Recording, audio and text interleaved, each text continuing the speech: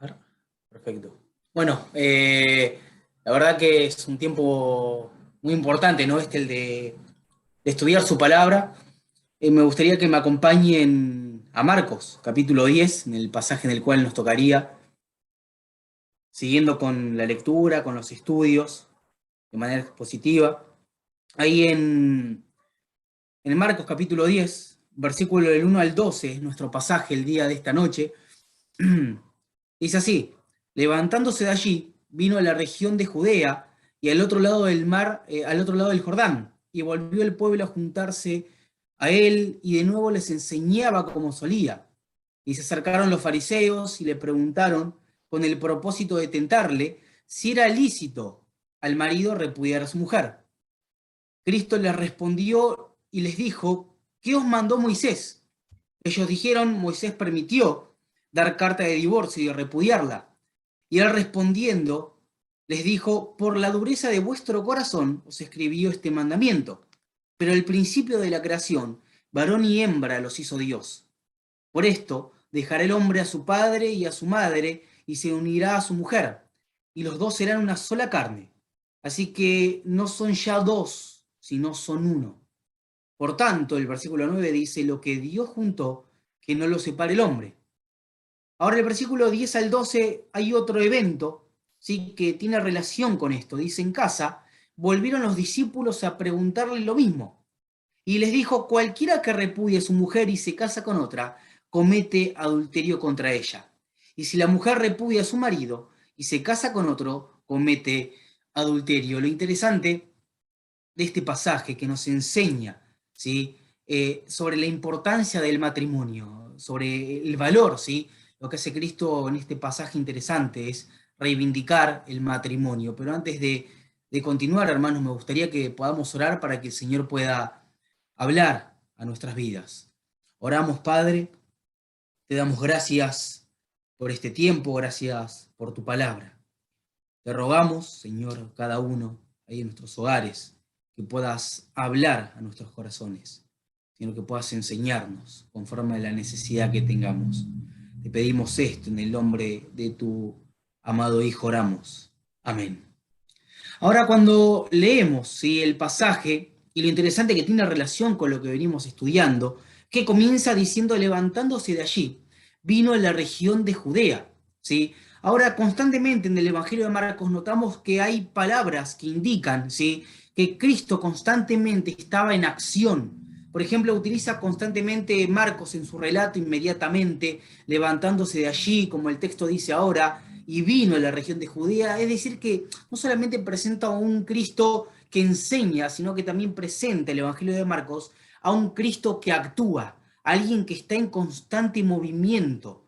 Si se dan cuenta, el versículo 1, ¿sí?, habla de un Cristo que se levanta de un lugar, ¿sí?, va a la región de Judea, ¿sí?, y después continúa enseñando, y dice el versículo ahí al final: y de nuevo les enseñaba como solía. Ahora, el pasaje que estamos leyendo, del versículo 1 al 12, lo vamos a estructurar de alguna manera, ¿sí?, para que también tengamos en cuenta esto. Del versículo del 1 al 4, ¿sí?, vamos a hablar en cuanto a la sabiduría de Cristo. Cuando Él es tentado de alguna manera, ¿sí?, o puesto a prueba por los fariseos, Él demuestra su sabiduría. Pero los versículos 5 al 12 claramente muestran a Cristo enseñando, ¿sí?, de manera correlativa con su sabiduría, la enseñanza detrás de este pasaje. Ahora, cuando hablamos de la sabiduría de Cristo, sí, también hablamos de la costumbre que él tenía. Porque claro, el versículo 1 dice: de nuevo les enseñaba como solía. Y Cristo tenía una costumbre diaria, constantemente. ¿Cuál era? El de su constancia en el ministerio. El de constantemente estar enseñando las mismas cosas a las mismas personas, seguramente. Ahora, esto no lo aburría el Señor. Eso es lo que me llama la atención, que esto no lo abrumaba incluso al Señor de decir: bueno, le tengo que volver a enseñar lo mismo a las mismas personas, sino Él constantemente enseñaba lo mismo a las mismas personas. Ahora, ahora era también una costumbre ver a Cristo estar rodeado de personas, de multitudes, ¿sí?, de personas, y Él enseñando, y como habla del pasaje paralelo, ¿sí?, en Mateo de este pasaje, dice que Él enseñaba y sanaba, ¿sí?, de manera paralela. Ahora unas versiones, en cuanto a este versículo, dice, de nuevo, las personas se acercaban a él y de nuevo les enseñaba. Fíjense ahí la idea de él de nuevo, dos veces, ¿no? Como afirmando y volviendo a reafirmar que él constantemente, como una costumbre diaria, él enseñaba lo mismo, él enseñaba a las personas, su enseñanza. Ahora, hay otra versión que me gustó un poquito más, por algo que agrega. Dice, de nuevo, se aglomera una multitud en torno a él, y como era su costumbre, les enseñaba una vez más. Ahí me gustó esa frasecita al final, ¿no? Les enseñaba una vez más, ¿no? Y tal es la riqueza de la enseñanza de Cristo, que siempre hay algo nuevo que aprender. Siempre hay algo nuevo que escuchar y que aprender en la enseñanza y en la escuela de Cristo. ¿Por qué? Porque claramente somos personas olvidadizas, tendemos a olvidarnos con facilidad. Y es, nuevo, y es bueno, ¿no? Escuchar las palabras de Cristo y enseñanzas que quizás nosotros las sabemos, pero es bueno volver a refrescar. Ahora, detrás de esto, ¿sí? Detrás de esta escena, nos damos cuenta de algo, de que el versículo 1 habla, si bien de una geografía, ¿sí? De un circuito de Jesús, que se levanta de un lugar geográficamente hablando y se va a otro, es decir, que los fariseos ya estaban al tanto de alguna manera, ¿sí? De alguna manera ellos sabían que Jesús estaba en la zona, incluso el versículo 2 dice que se acercaron los fariseos, incluso veo como algo inmediato, ¿no? Él comienza a enseñar y los fariseos se acercan de manera inmediata y le preguntan, y fíjense ahí el propósito, ¿no? Le preguntan para tentarle. Y la pregunta era si era lícito el marido repudiar a la mujer. Ahora, un comentarista dice, detrás de una simple pregunta hay una tonelada de maldad. Y lo más interesante de esto es que vemos, no solamente en este versículo, sino constantemente, ¿no? En las enseñanzas de Cristo, en las confrontaciones de Cristo con los fariseos, era la hostilidad de parte de estos religiosos hacia Jesús, ¿no? Y la manera sabia y prudente en la cual él responde siempre ante esto. Ahora, cuando ellos se acercan, le pregunta con una intención, ¿no? Y la intención claramente era atrapar a Jesús de alguna manera, ponerle en ridículo, desprestigiarle a los ojos del pueblo. ¿Para qué? Para que las multitudes abandonen a Cristo, no sigan más a Cristo. Ahora, porque estaban convencidos de algo, los fariseos, que fuera cual fuera la respuesta de Cristo detrás de esta pregunta en cuanto al divorcio y el matrimonio, sí o sí iba a terminar desagradando a un grupo de personas. Porque claro, en esta época, en la época en la cual está relatando Marcos el Evangelio, había dos grandes escuelas rabínicas en cuanto a la interpretación del matrimonio y del divorcio descritas, ¿sí? Ahí en Deuteronomio 24, por Moisés, en la ley. Y estas dos, obviamente, escuelas rabínicas estaban enfrentadas de alguna manera porque interpretaban el texto de una manera diferente. Ahora, la primera escuela sí era una escuela más estricta en cuanto a la interpretación del texto. Ellos hablaban de que se admitía el divorcio, pero solamente si había infidelidad. Esta escuela era la escuela rabínica de Shammai. Era un poquito más estricta en la interpretación, ¿sí? Como habíamos dicho, solamente permitían el divorcio si había infidelidad. Ahora, la otra escuela, sí, era la escuela de Gilel. Era un poquito más permisiva, más liberal, por así decirlo. Porque, claro, permitía el divorcio, ¿sí? Por cualquier razón, ¿sí? Cualquier razón era viable para poder divorciarse. Ahora, fuera cual fuera la respuesta de Cristo en cuanto al divorcio y en cuanto al matrimonio, siempre iba a terminar ofendiendo a un grupo de personas. Ahora, lo interesante es que Jesús les hace ver que la intención básica de la pregunta es errónea, completamente errónea. ¿Por qué? Porque tanto, o sea, había tanta preocupación, ¿no? Y esta preocupación era si la posibilidad del divorcio era viable. Ahora es como si yo dijese, si este matrimonio no resulta, tengo todavía la posibilidad de divorciarme de mi esposa. Ahora, detrás de esta pregunta, ¿no? Si era lícito el marido repudiar a su mujer, había, sí, una intención, y era ahora, obviamente, desprestigiar a Jesús.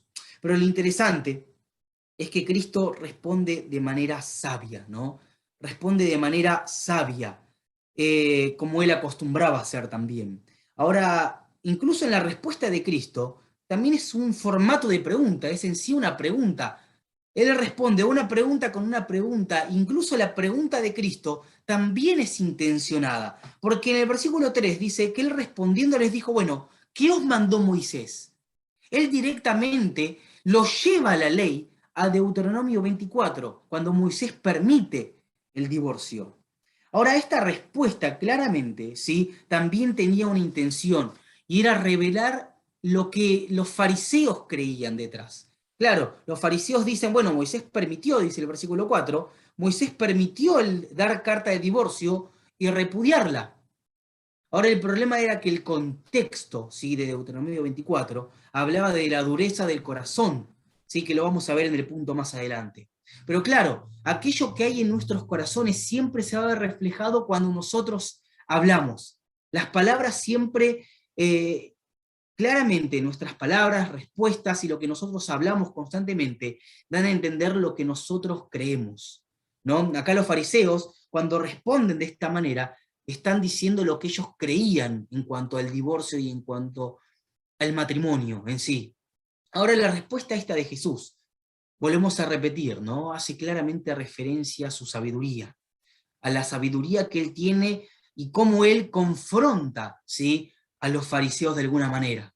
Ahora no responde, y fíjense lo interesante de esto, Jesús no responde sobre qué interpretación era correcta. Él no dice, bueno, yo apoyo la escuela de Gilel, yo apoyo la otra escuela que era un poquito más estricta, no. Jesús no habla en cuanto a interpretación, sino que Jesús, en el versículo 5 en adelante, él directamente va a Génesis, ¿sí?, en la institución del matrimonio, para hablar en cuanto al divorcio. Ahora, claramente, ahí notamos que Cristo, en vez de permitir el divorcio y estar a favor de alguna manera en las posiciones, ¿no?, de interpretación que había, él va a Génesis capítulo 1, capítulo 2 de manera sabia. Ahora, claro, el versículo 4, cuando ellos responden a la pregunta de Cristo, ¿no? Porque Cristo les remite a la ley, los lleva a la ley y ellos responden conforme a la ley. Porque claro, Deuteronomio 24 dice que Moisés permitió dar carta de divorcio y repudiar a la mujer, y ahí está la clave, en la palabra dar carta de divorcio. Y hoy vamos a ver versículo 5, fíjense lo que dice. Y respondiendo Jesús, les dijo, por la dureza de vuestro corazón os escribió Moisés este mandamiento. Es decir, que en la enseñanza de Cristo, cuando comienza a enseñar Cristo lo que él cree, él comienza a reivindicar el valor del matrimonio.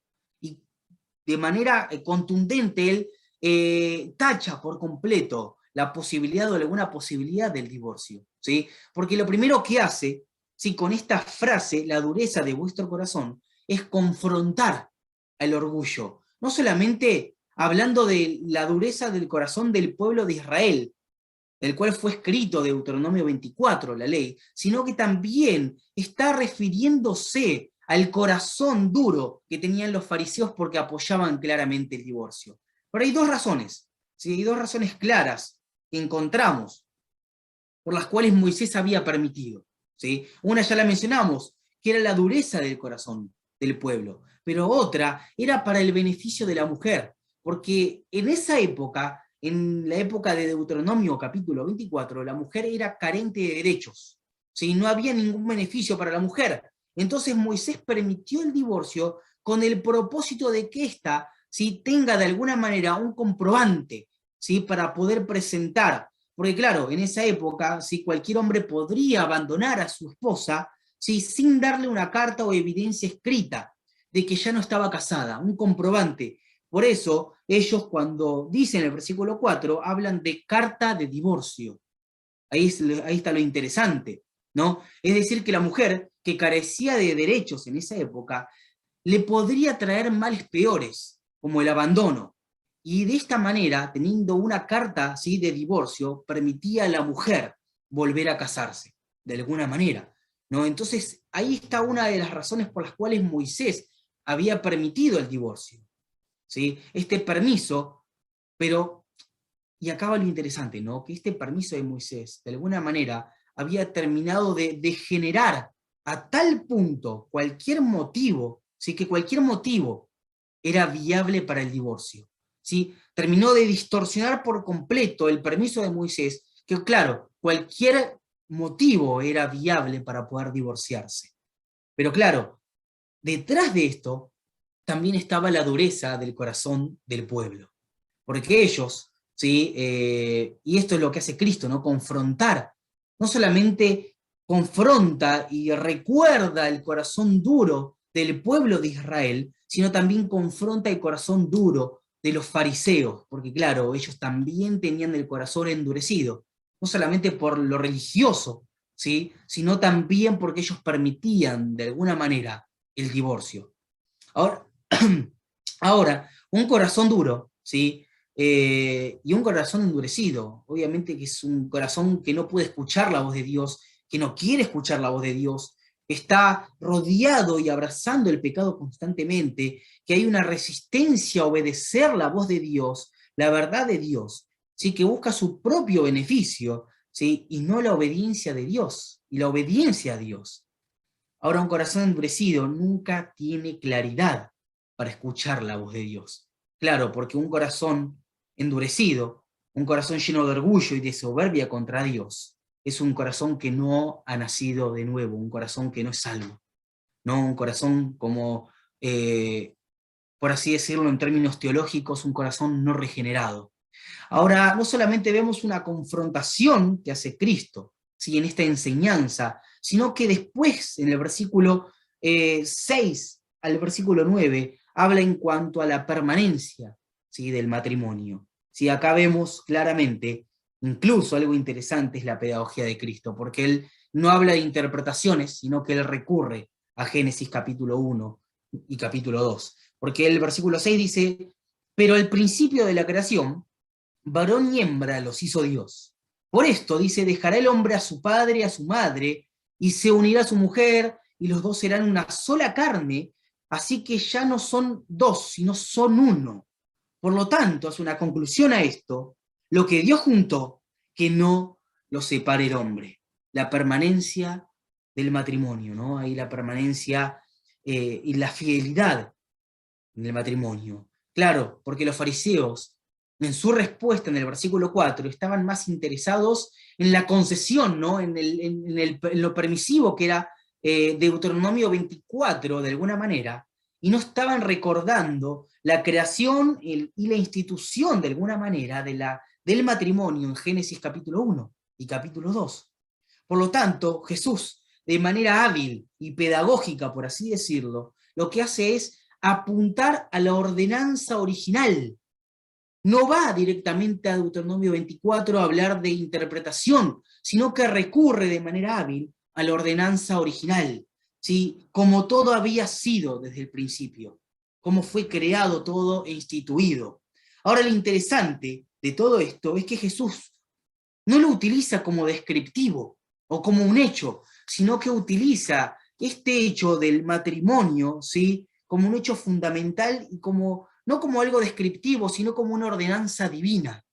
Fíjense que relata, ¿sí? Lo mismo que nosotros leemos de Génesis, ¿sí? Claramente habla de un Dios que crea primero a Adán, luego crea de la costilla de Adán, crea a Eva, ¿sí? Y dice incluso, leyendo esto, notamos que Adán lo crea directamente como varón y con miras, ¿sí? A una unión íntima con la mujer. Si cada uno fue y había sido hecho para el otro. El propósito era de juntarlos, un hombre con una mujer, claramente, eso es lo que notamos. Por lo tanto, anhelar el divorcio era pasar por alto este hecho fundamental. ¿Sí? Anhelar el divorcio de alguna manera era pasar por alto el hecho fundamental que Cristo estaba enseñando en este pasaje incluso, que es la enseñanza y la institución del matrimonio en Génesis capítulo 1 y capítulo 2. Ahora, como habíamos repetido, ¿no? Y lo volvemos a decir, Jesús consideraba la institución esta del matrimonio de Génesis capítulo 1 y capítulo 2, no como una descripción de lo sucedido, no como un evento histórico, sino como una ordenanza divina.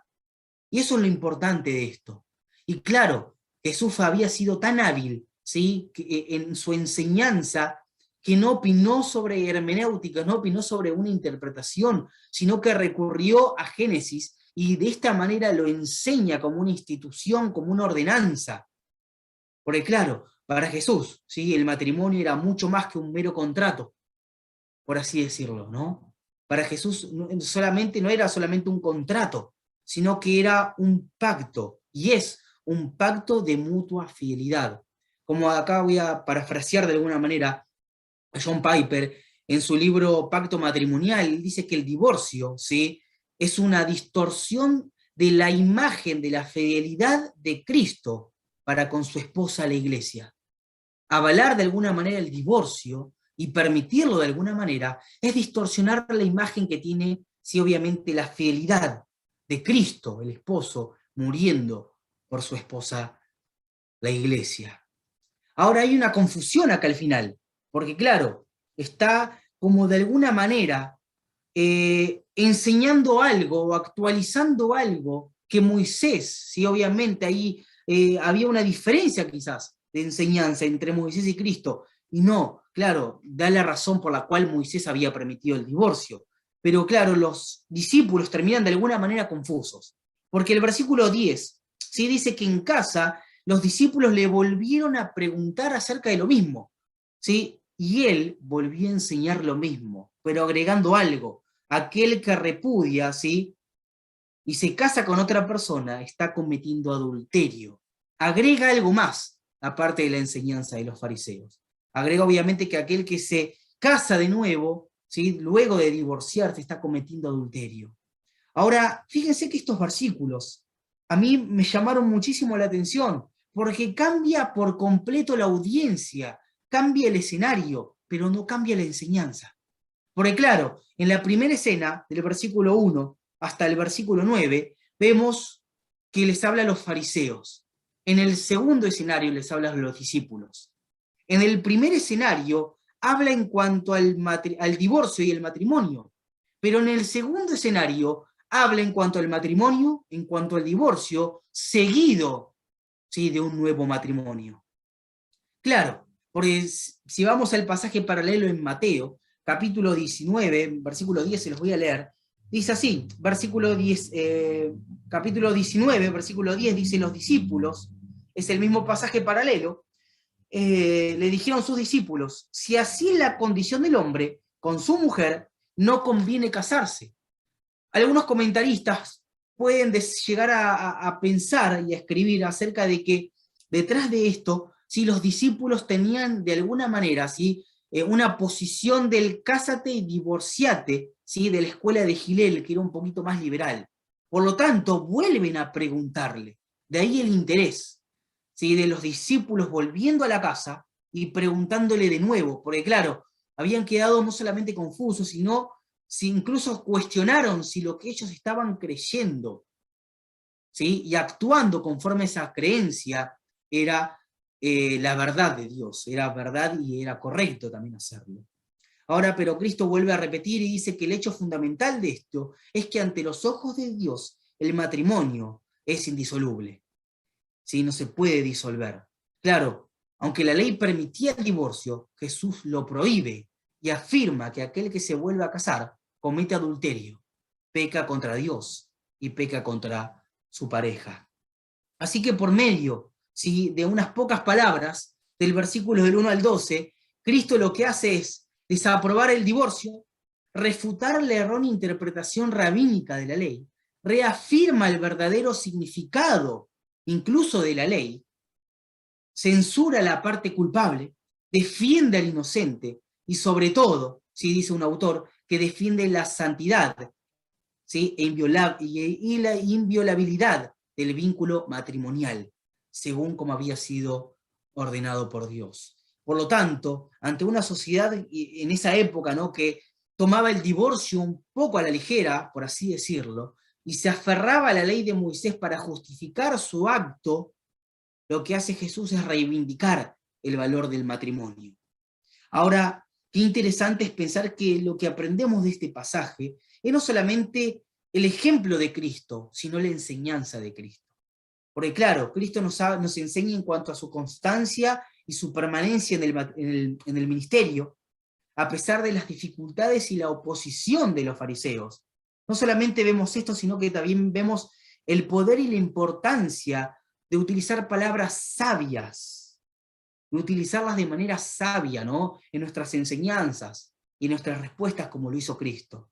Y también hablar en cuanto al valor y la importancia de reivindicar el matrimonio y desestimar el divorcio por completo. Y de esta manera poder transmitir, enseñar, no solamente con palabras, sino también con vida, ejemplos vívidos que enseñen también de esta manera a las demás generaciones. Ahora, esto nos enseña claramente, ¿no? Y la importancia de la palabra de Cristo, la importancia de la enseñanza de Cristo. Y que su palabra claramente nos confronte, nos enseñe, nos instruya para poder no solamente escuchar su voz, sino también imitarla. Y obedecerla. Y creo que es también un aspecto fundamental en todo esto. Así que me gustaría que podamos orar para poder terminar con este tiempo, su palabra. Oramos.